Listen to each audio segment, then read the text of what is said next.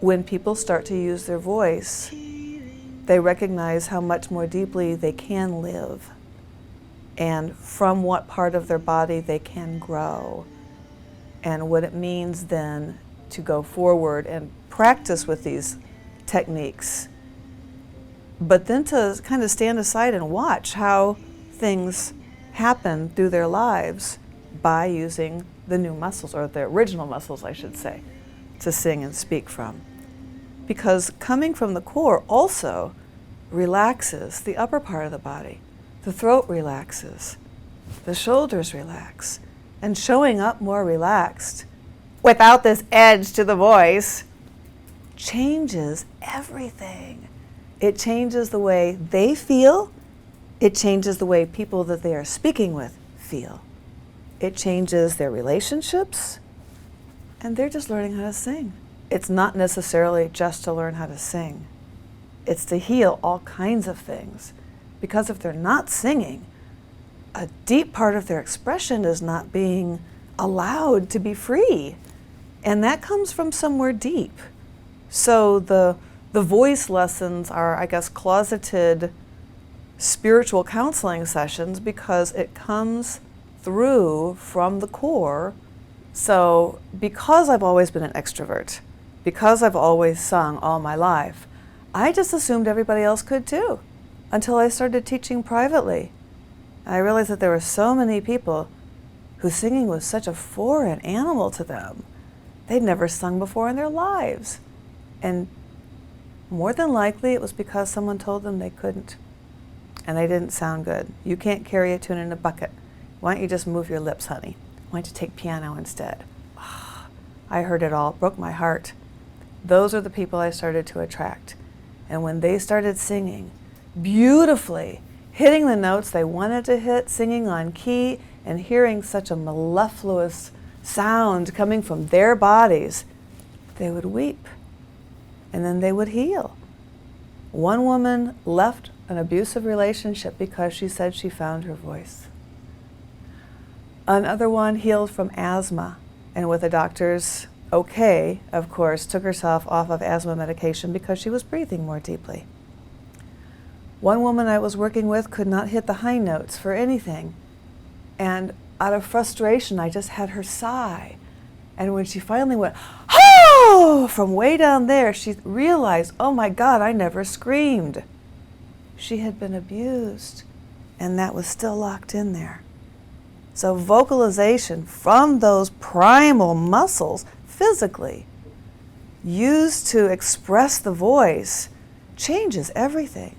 Not only enables to open up the throat so we can sing what we feel and hear to the glory of the universe, but it unlocks the anger and the anguish and the undeservedness and all of those negativities that we have pushed down into that space.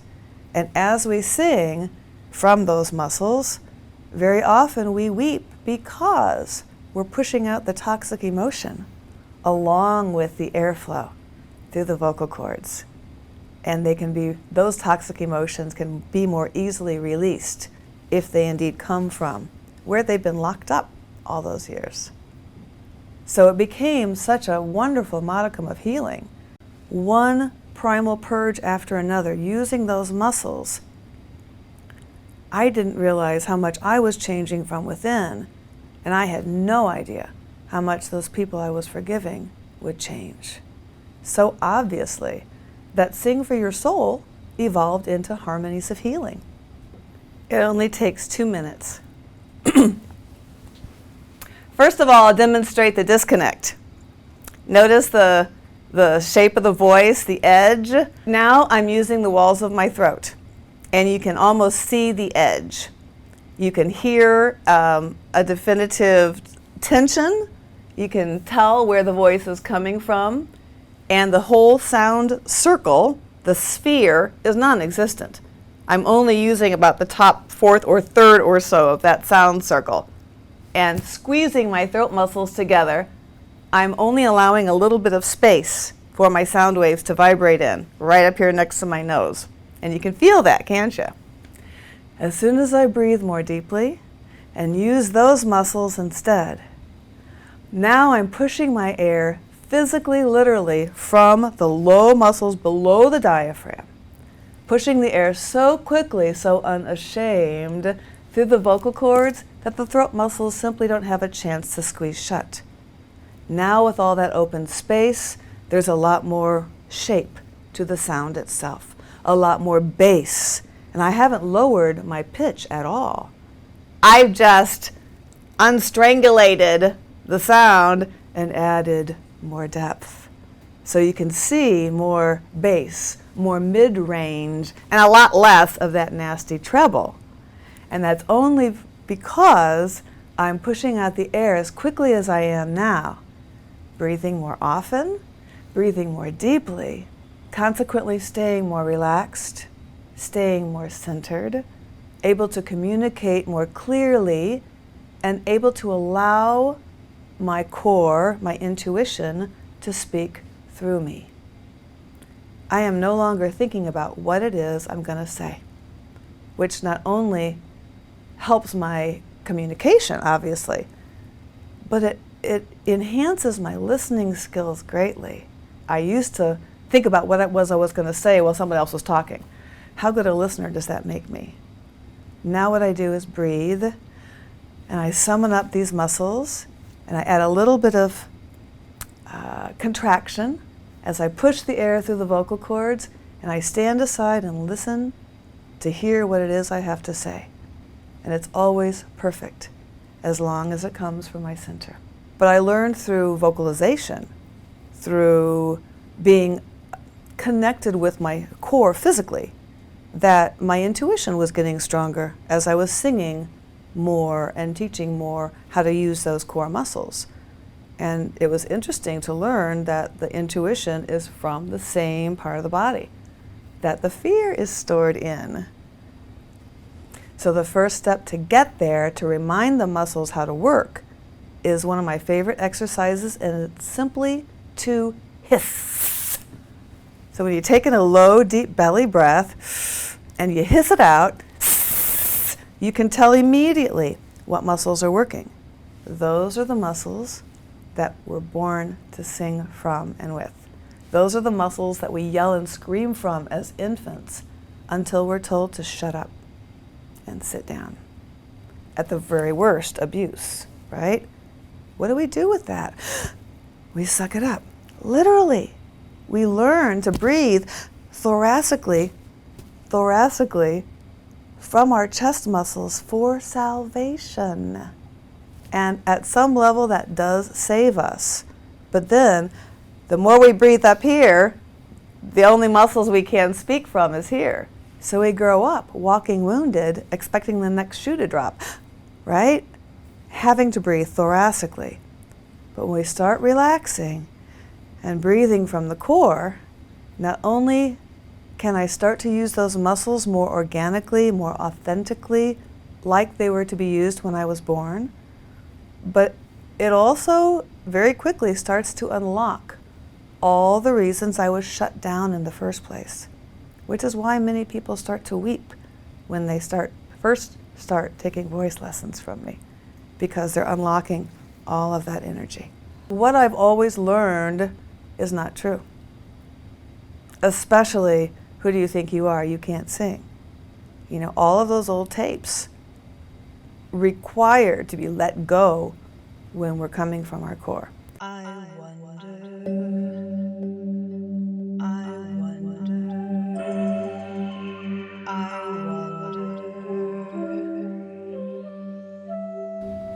So imagine my surprise when I was diagnosed in 2012 with stage 3C ovarian cancer. I was a healer. I've been singing for my health all these years. Why now? What's going on? It was very interesting.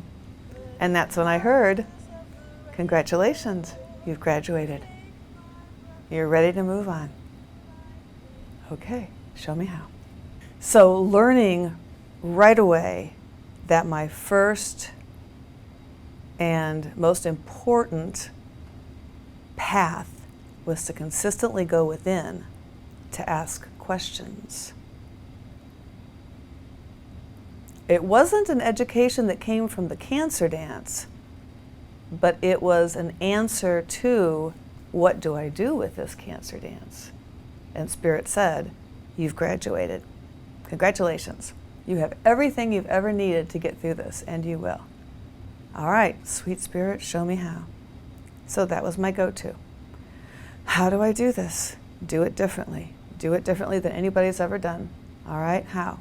Sweet Spirit, show me how. So I was able to use all of the tools, as Spirit said, all the way through, but then learning what that actually meant and how it was presented and how it then progressed into a directive and an action. So when I heard Spirit say, believe it or not, have fun with it, how the heck do you have fun with cancer? You'll learn. Okay, sweet Spirit, show me how. So I learned very quickly how to rely on those questions and how not to expect so much of myself, especially through the first cancer dance when I had been ripped open 4 times, surgery, emergency surgery, colostomy, all that stuff. And I was physically unable to do anything. 89 pounds. I really relied on the inner voice consistently. And through that deepening and willingness to consistently go within, I've learned to trust that voice more and more, and consequently to trust myself more and more as I get out of my way. When I was first diagnosed, I was in Fort Walton Beach, Florida, and I fell into the arms of the minister and his wife and cried for 3 hours. I knew that I needed to go down that rabbit hole and feel the feelings. That's one of the things my mom taught me early on. Don't try to push them down, feel them, but then get on with it. Do it as a tool, as a purpose. So I knew. And like my daddy taught me, kind of watch the thinker. I was able to watch myself have this meltdown and thinking, oh, isn't this interesting? You're doing this now. But then afterwards, I remembered to get centered and to ask those important questions. And I knew better than to ask, why me? Because you always hear, why not you? So why now was my first question. And that's when I heard, of course, you've graduated. And then I asked, well, how? How do I do this? Well, 3 treatments short of my 18-week protocol of the second cancer dance, I stopped taking chemo. I had been in remission already, so with my doctors, okay. I quit taking chemo because my mom was diagnosed with pancreatic cancer the day before Thanksgiving. And my sister and I agreed that this was the only time Mommy was going to die and that we were going to do it right, whatever that looked like. So we alternated spending time with Mom for the next 5 months, talking about dying, talking about her photographs and her books and her loves. It was heart-wrenching, magical, horrible, delicious. Delicious was the term that my sister and I came up with when we were grieving, when she was first diagnosed. We realized immediately how human this feeling was and how on the other side of love this grief was. And if we didn't love Mommy so much, we wouldn't be grieving so much. So how could we not grieve? And how could we not call this delicious? So naturally, Kristen and I were singing over Mom when she died. One of my mom's favorite songs of mine. When I'm an old woman preparing for my rest, will I see my family of angels from the past? Smiling faces tell me that I'll not be alone.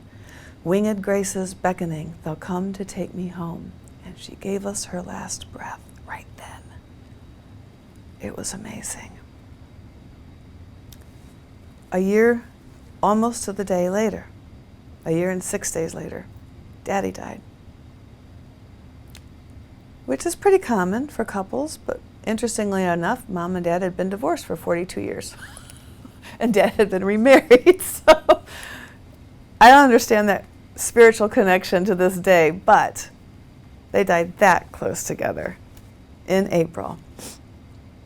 And in between then, my husband had a major heart attack and wound up in the hospital with a double bypass surgery. Thank God he survived.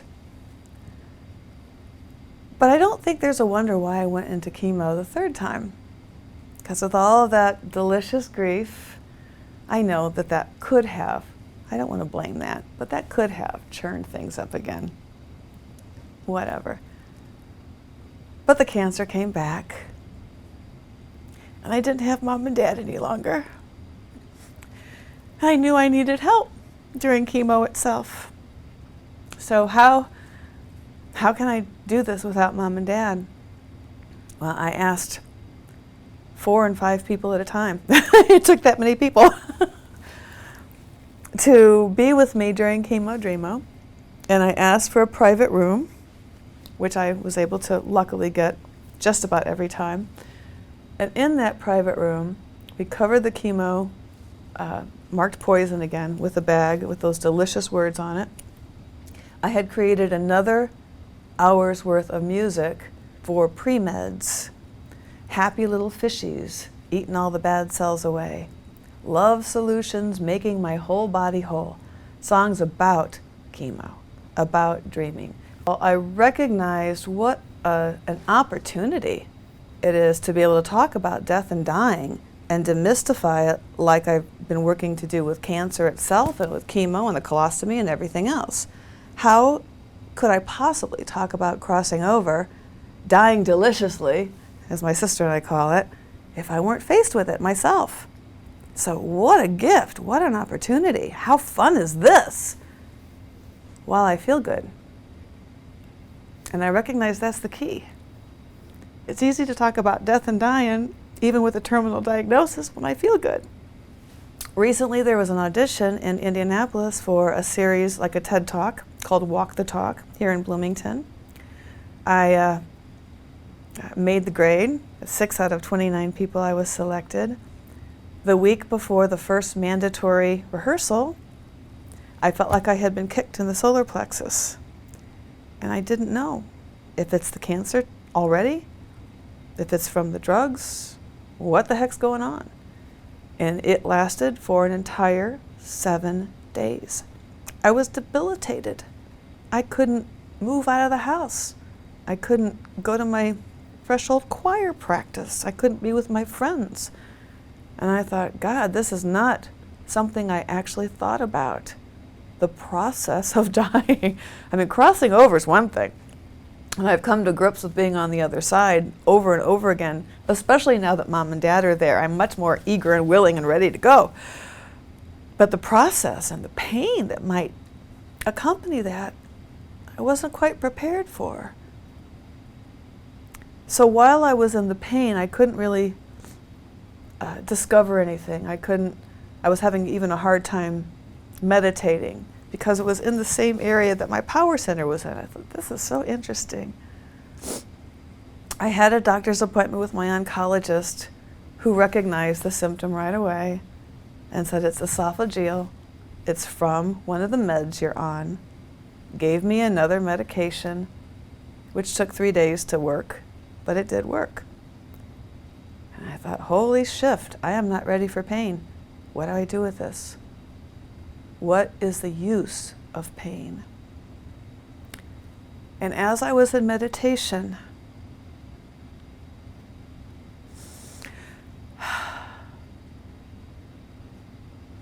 I remembered so clearly the last maybe whole month of Mom's life, that my sister and I were pleading with God to take her because she was in so much pain. And how the deep grief when she did pass had a ribbon of deep gratitude and a thread of elation because she was in no more pain. And I went, oh, the pain may not be for me. It may be for my beloveds who are letting me go. It might be easier for them to let me go if I'm in a bunch of pain. I get it now. Okay. Suffering is a luxury. And who am I to deny even myself the luxury of suffering? So again and again, I go back and I say, show me how. Show me how to embrace the pain. Show me how to love my body enough to allow it to deteriorate. Show me how to stay in trust that the doctors will know what to do to make me not be in too much pain, but perhaps enough to allow my beloveds to let me go when it's my time. And that's just been within the last week. So much. And when the doctor said a year to 18 months, because I'm so otherwise healthy, I went, holy shift. Does this look like the body of someone who's dying? Does this feel like the energy of someone who's dying? Well, up until the week of pain, I didn't think so. So show me how to dance with it. Show me how to embrace it. Show me how to let go when it's my time. Show me how to die deliciously. Gosh, I've had a 7-year education almost. I feel like I took a whole college degree. That I would not be who I am now without it. All 3 dances.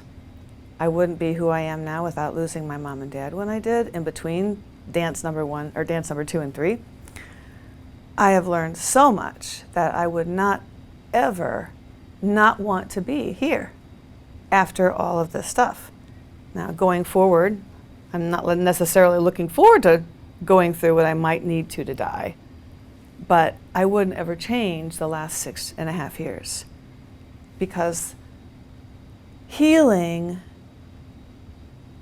is not a cure. It never has been, because we're all going to die. How do we die healthy, and what does that even mean?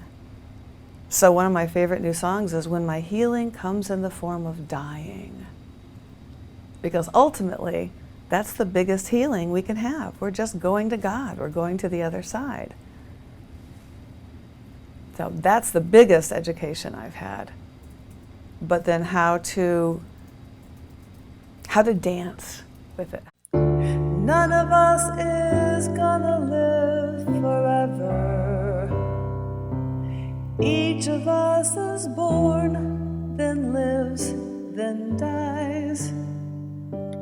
And even though we're all... For me, especially, gratitude is incredibly essential, not just important, it's essential.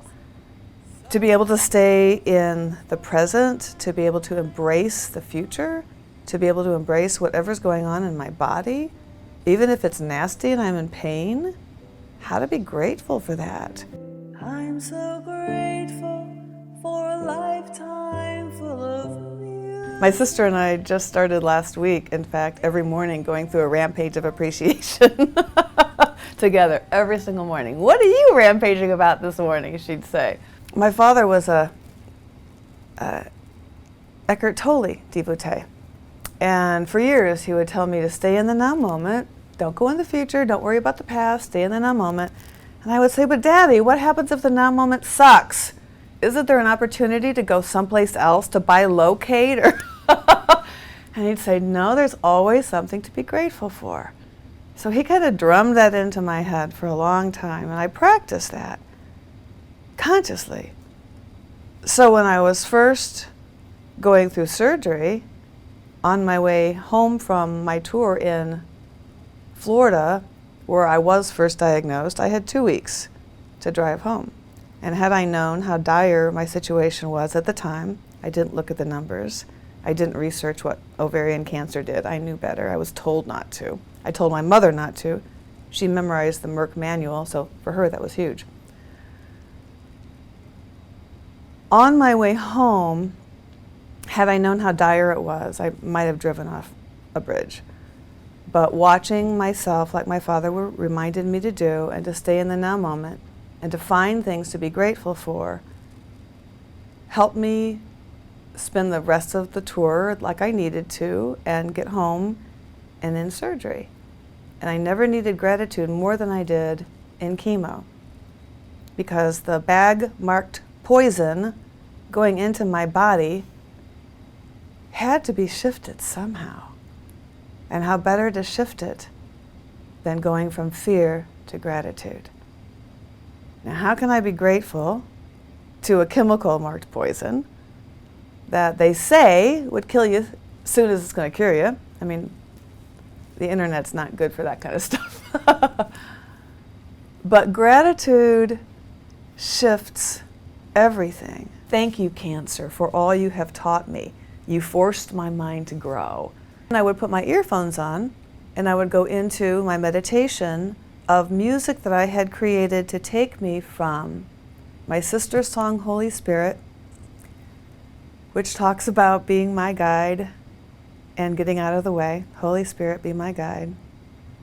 Through release, through forgiveness, through gratitude, through joy, through acceptance. The last song was Healing Has Happened, a declaration.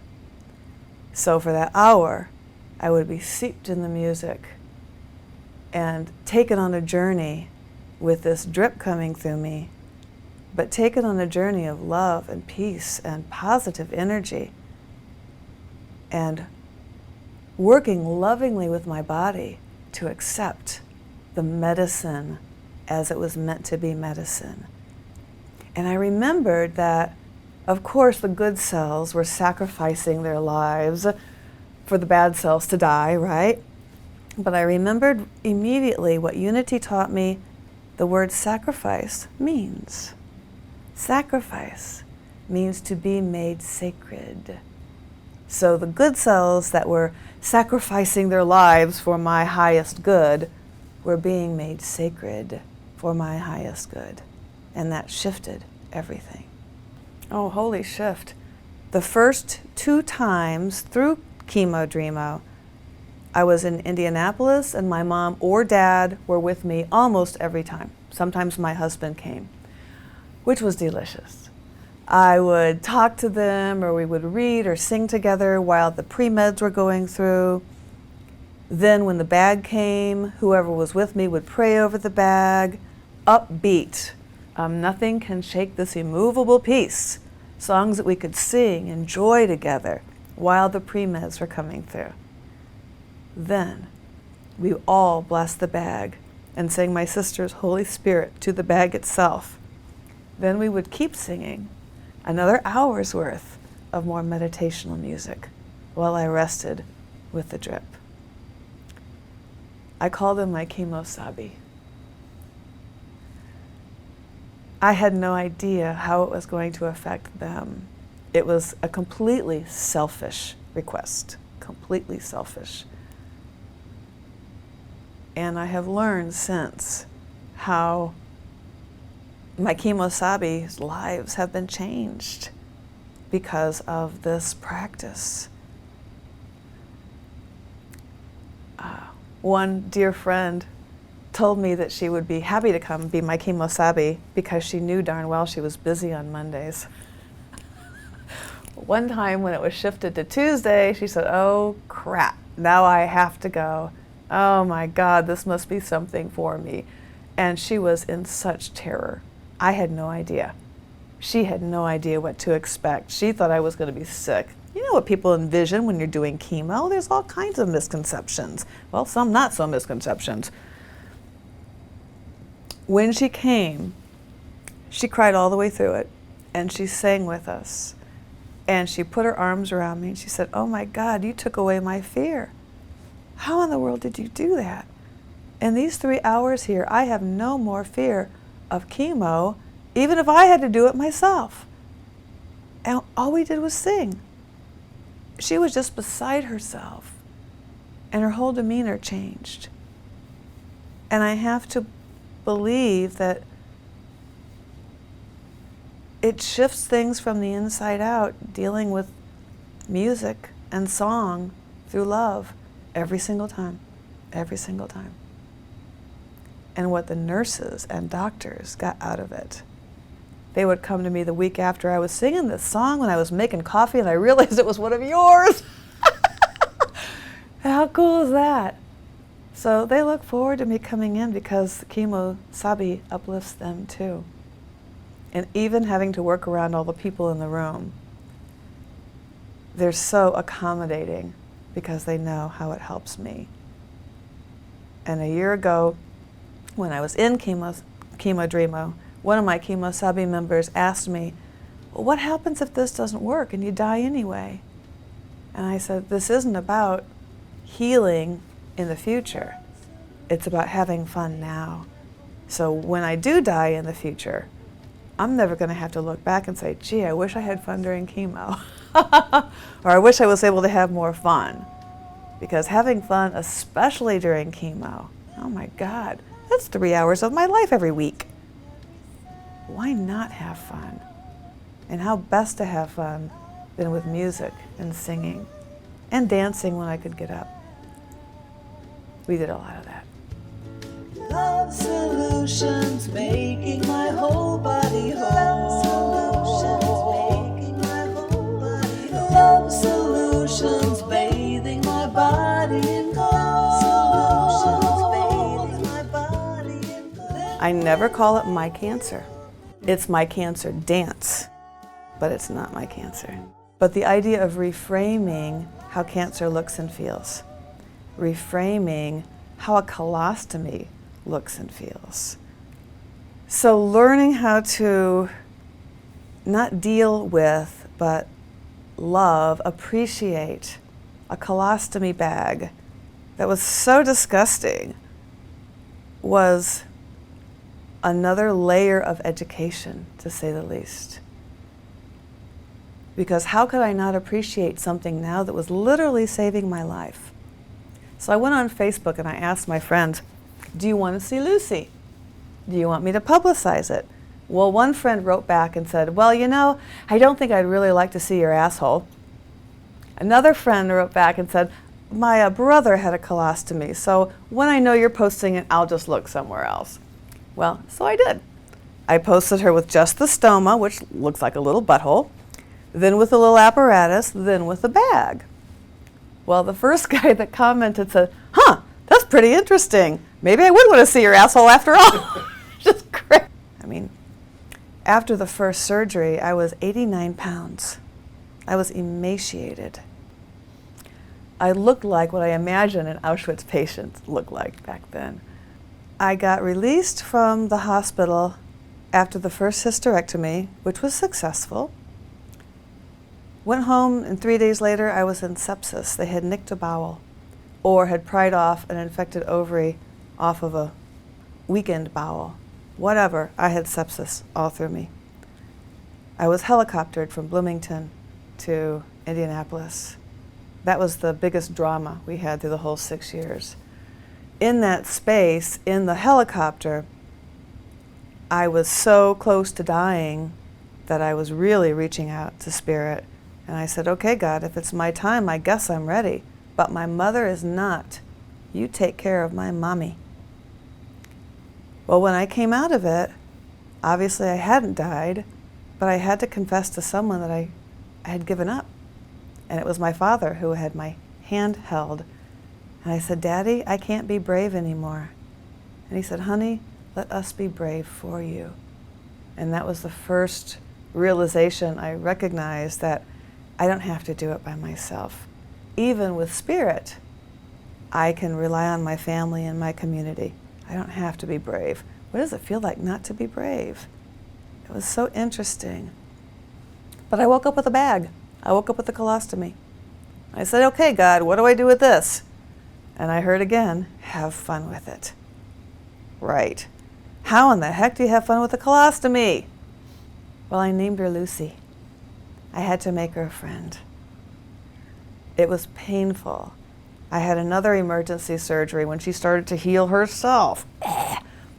The appliance never fit. But in order to live with it, thank God only for 9 months. It was the longest 9 months of my life. Other people aren't so lucky. They're living with this for the rest of their lives. But in order to live with that, I had to make a friend with it. So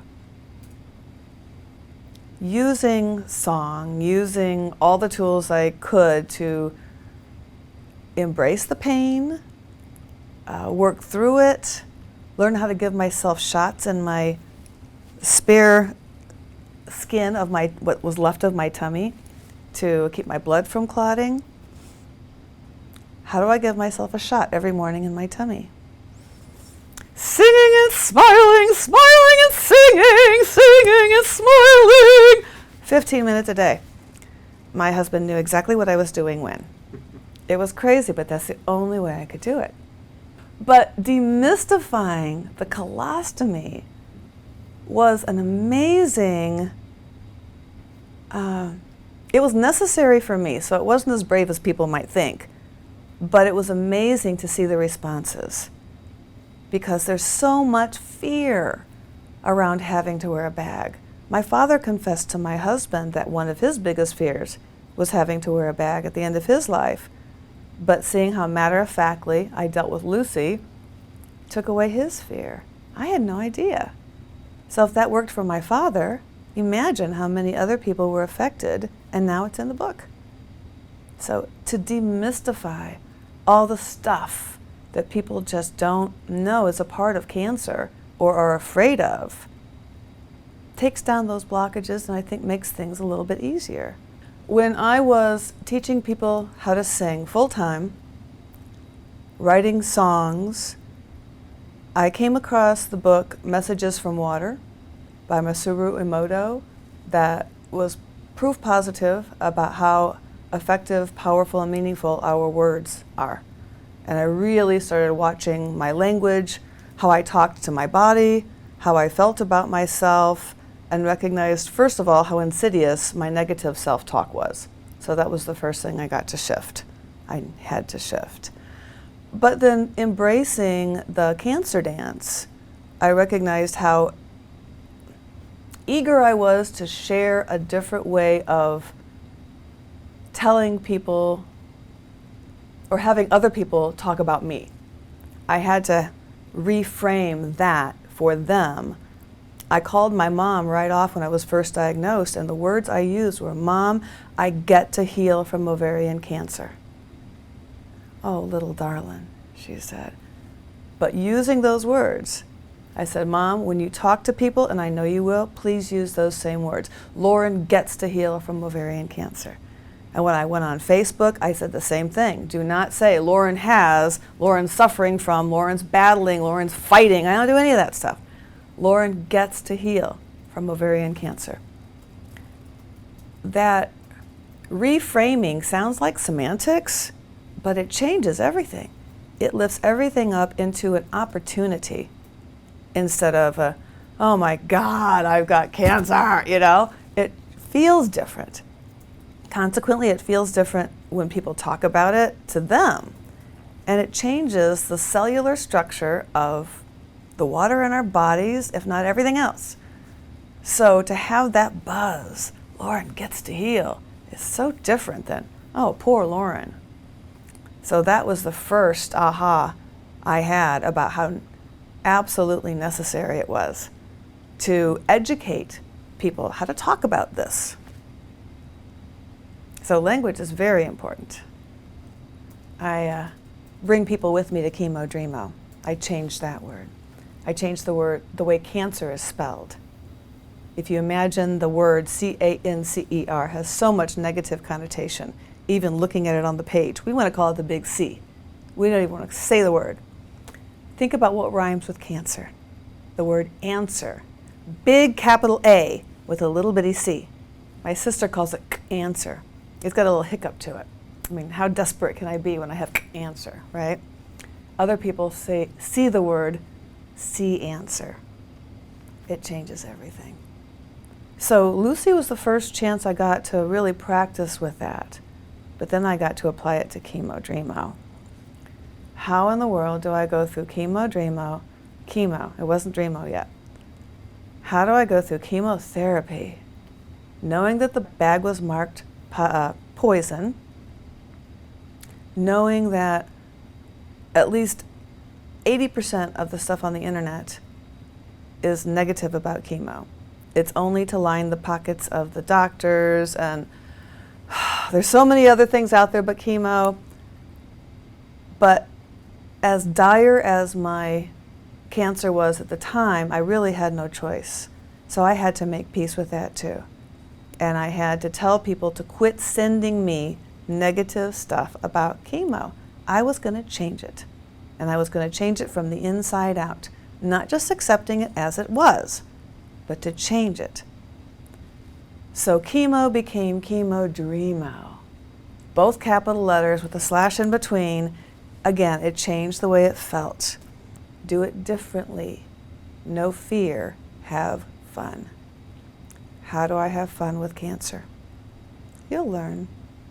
Well, the first thing I was directed to do was to change the spelling, which we talked about, and then to go public. I was on Facebook. I only had about 2,000 or so friends, and I started asking for prayer support and reminding people how to share the news that Lauren gets to heal from ovarian cancer. I had so much response from people just because I was sharing from the very, very beginning. I get to heal, holy shift, how am I going to do this? And that's one of my favorite catchphrases, is holy shift. It feels like I'm swearing, but with that F in there, it gives me permission to really use that expletive, and it makes people laugh. So the first Facebook post I posted was, holy shift, I get to heal from ovarian cancer. Prayers, please. Wherever I'm going, I'm on my way. It's not destination, it's every day. I'm pushing and pulling like everyone else. It's time I slow down. I was very lucky to have had Mom and Dad encouraging me every step of the way. Not many other people did. So thank God it was my parents who were kind of pushing me to be my best self. Other people aren't so lucky. My mom knew she was going to have 2 girls when she was little, and she knew that one was going to be named Lauren and one was going to be named Kristen, because she liked the nicknames Lori and Christy. But then when we got older, we assumed our given names, Lauren and Kristen, and she always knew. So I was born into a mother that wanted us. And my mom sang to me in utero. And many years ago, before she passed, I had a visceral memory somehow of her singing to me. And I called her and I asked her, did you sing to me when I was in your tummy? She said, all the time, little darling. I said, I just remembered. Music first, singing all my life, singing harmony at the age of 3, supposedly. My mom sang the harmony to You Are My Sunshine, and I learned that. So naturally, when she had to sing the melody because nobody else could carry it, a little 3-year-old was singing the high harmony. And everyone turned around, oh! But of course, that's what I heard. So music was my first inspiration, my first spiritual journey, my first way of learning. Mom used music and song as a mnemonic device to help me through a learning disability. I was dyslexic all through school and nobody caught it. It was much before testing. So overcoming math and language and trying to spell, music was always a part of how to feel better, how to talk to a different part of myself, how to feel closer to my family. Song was always there. Mom played the piano, so we would sing around the piano, 3-part harmony. Dad played the saxophone, so he would join in when he could. And we sang at every party. When all my high school friends were having drinking parties, we would have singing parties, and they would have more fun at ours. Oh, it meant everything. It meant absolutely everything. It kept us close. It kept us together. I believe it kept my mom and sister and I from ever going through that natural rift that most teenagers go with their parents. We never had one. We were always very close. And I think music was what really held us together. I mean, Mom heard about Jesus Christ Superstar before it was even out, and went and got the libretto, the sheet music, and started learning how to play it on the piano before she ever even heard it. And that became part of our religious experience. And how to talk about Jesus better than through that music. And what the story then, how it morphed into the modern day Jesus Christ Superstar, the modern day spin on the story was what opened up our dialogue about what really might have happened back then. And I was born into the Unitarian Church. We went to the Christian church for maybe a year or so as a little kid. I remember the Easter bonnets and all that stuff. But that was way too conservative for Mom and Dad. Mom was a card-carrying hippie, very socially active. She was very active in the grape and lettuce boycott. My dad was an executive, but he could brush his longer hair over his ears and put on the love beads and fit in with Mom perfectly wherever they went. So the conservative churches didn't work. We found the Unitarian Church then, and I was a card-carrying agnostic for most of my teenage years.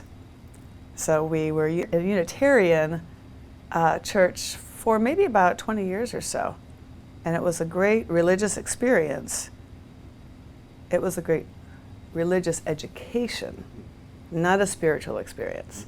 When I was looking for more of a spiritual experience, someone suggested I try Unity, and it was my father.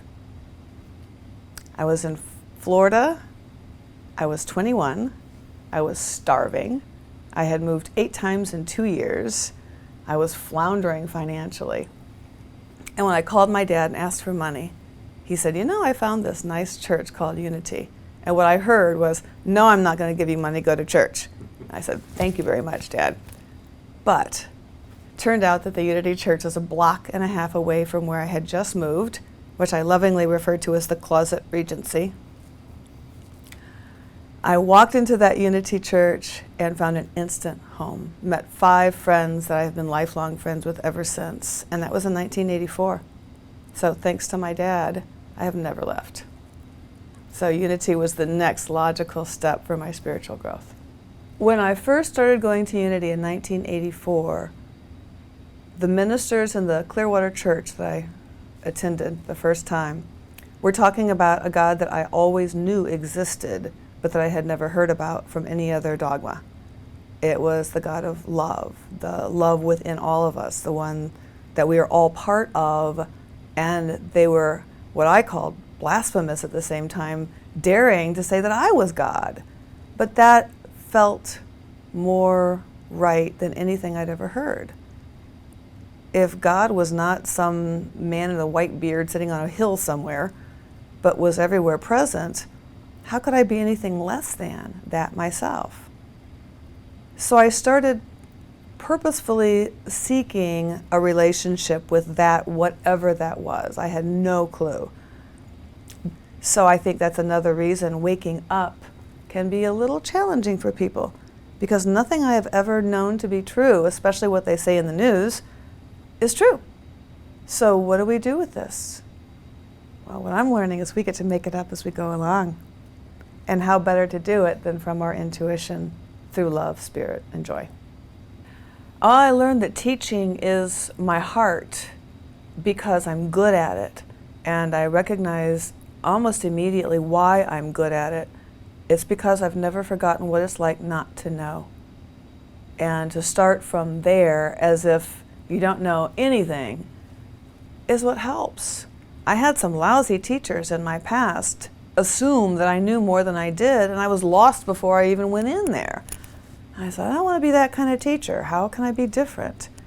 So to remember what it's like not to know anything, and then to show up vulnerable helps. To show up as on the same level that whoever I'm speaking with is. I try not to come across as one who knows compared to a student. But coming through as a heart to heart recognizing why people have come to me in the first place.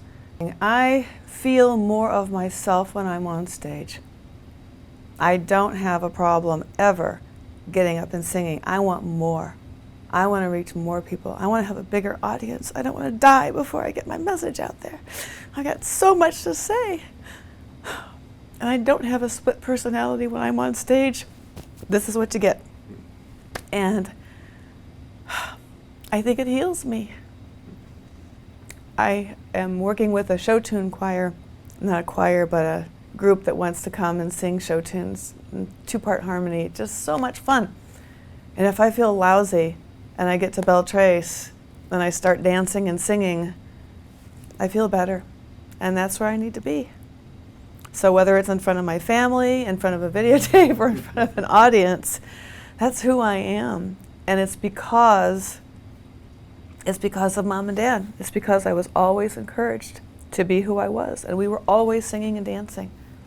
And I think that's why I have survived as long as I have. Because we've sung and danced all through Chemo Dreamo, every week. So as I started working with my own financial struggles, trying to make a living as a musician, I went all over the country teaching people how to sing, and was always kind of one foot behind the other financially. I loved my life. I was having a ball, but I wasn't making any money. And I really had to work with my prosperity consciousness, working with that voice within in a big way. So I started asking deeper questions. What is this money stuff all about? What is this worthiness all about? Where does this come from? What are my blocks to bringing in what I think I deserve? And then as soon as I say I deserve it, there's this little girl saying, oh, no, you don't. Okay, so that's where I'm starting to get those answers. And then I'm led to a book about forgiveness or about deeper inspiration. And learn that through going within and asking those deeper questions, the question started to become, who can I forgive today to, at the time, bring more money into my life? Who can I forgive today to be more deeply connected with spirit? And now, who can I forgive today to heal more substantially, to feel better? And very often, of course, it's myself, over and over and over again. But oftentimes, other faces come up. I think, my dad again? And in 2010, I learned how to ask for help. Still floundering. I found a debt consolidation company that I was able to get into with my tail between my legs. And that was the first time I had really been willing or able to ask for assistance. 2 years later, I was blessed with cancer. And I thought almost immediately, so that's why I've been practicing asking for assistance. Now I get it, much bigger picture. So I can see from where I am now, all the things I was able to learn and grow through to get here, I am using every single day. What a blessing. So as I started working through this vocal forgiveness work in the early 2000s, miracles started happening. Miracles. After I would do what I call lovingly a primal purge from those muscles, the very next day, more money would come in. I'd get a gig. My father would call out of the blue. We'd started healing. It was amazing. But I know now from my spiritual journey, it's layers and layers and layers of the onion. And until I get to the core, there's always going to be something there. But the beauty of using my body, my physical intuition to get there, is that my body will never take me to the scariest of the scariest or the worst of the worst. It will always take me to the next place I'm ready to release. And on my daddy's deathbed, the day before he died, he could no longer speak. He had multiple systems atrophy, which is just like it sounds. And his speech was his prowess. He was a public speaker. And he watched his body diminish.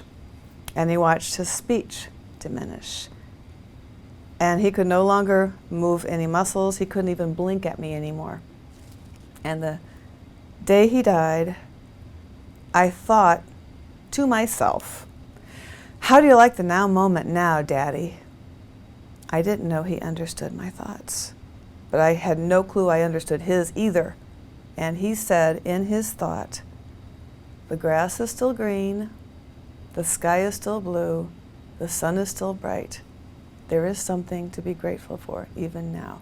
It's like, son of a bitch, he got me. So even from his deathbed, yeah, he's right. Gratitude shifts everything. And if I can't find something to be grateful for, that's when I go within and ask, show me something to be grateful for. I'm not in the mood right now. I'm in pain. I feel like I'm dying. Show me something to be grateful for. And I might hear a voice, or a book might fall into my lap, or a bird might sing. Ah, okay, he's right, there's always something to be grateful for. And it changes the chemical structure of the body. I really believe. I can really honestly say that when Mom and Dad passed, we had no issues. We had no unforgiveness whatsoever. And I know it was because of the work I did. And Spirit has said such.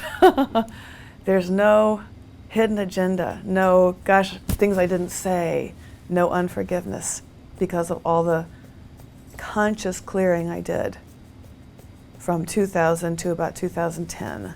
Nothing can shake this immovable peace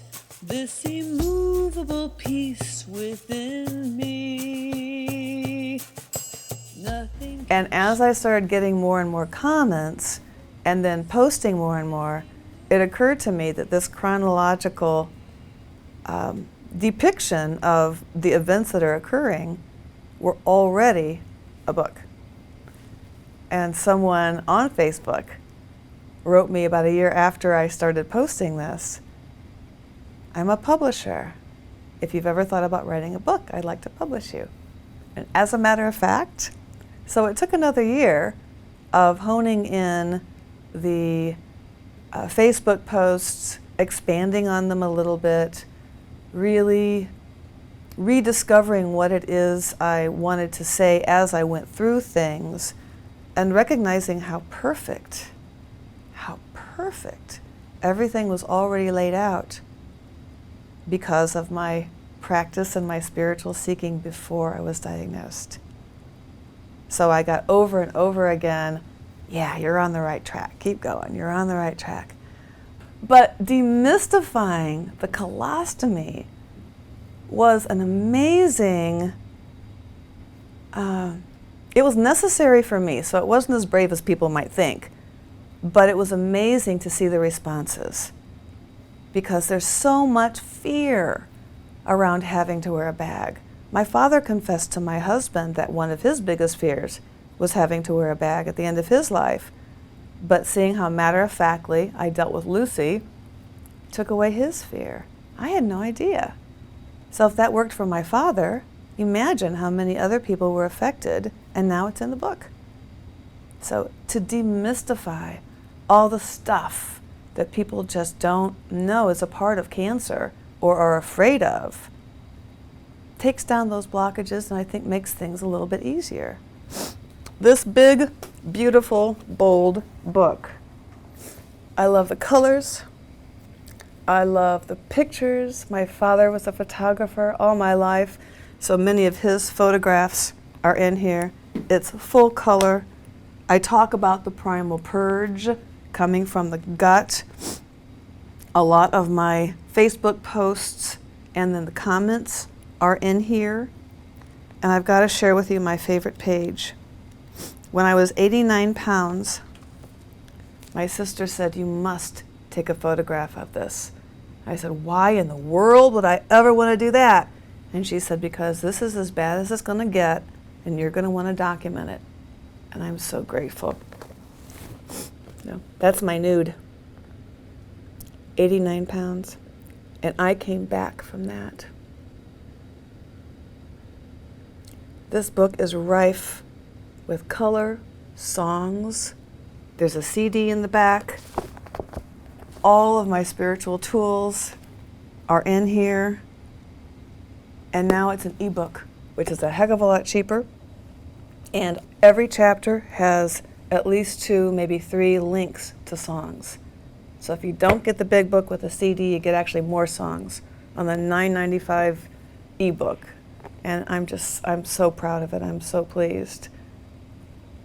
When I was bemoaning the fact that I have not felt productive since I got cancer, I don't feel like I have been contributing anything whatsoever to our livelihood.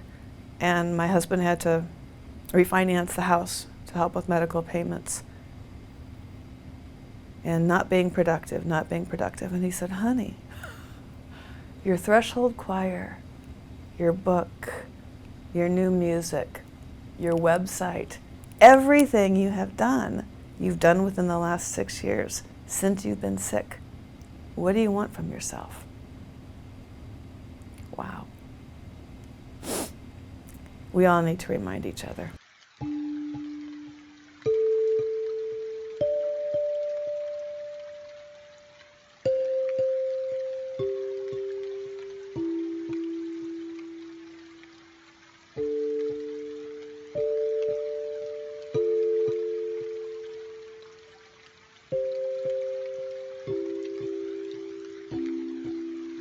Healing has happened. Healing has happened. Healing has happened. Healing has happened. Healing has happened. Healing has happened.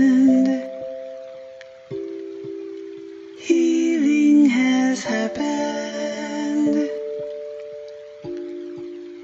Healing has happened. Healing has happened. Healing has happened. Healing has happened. Healing has happened.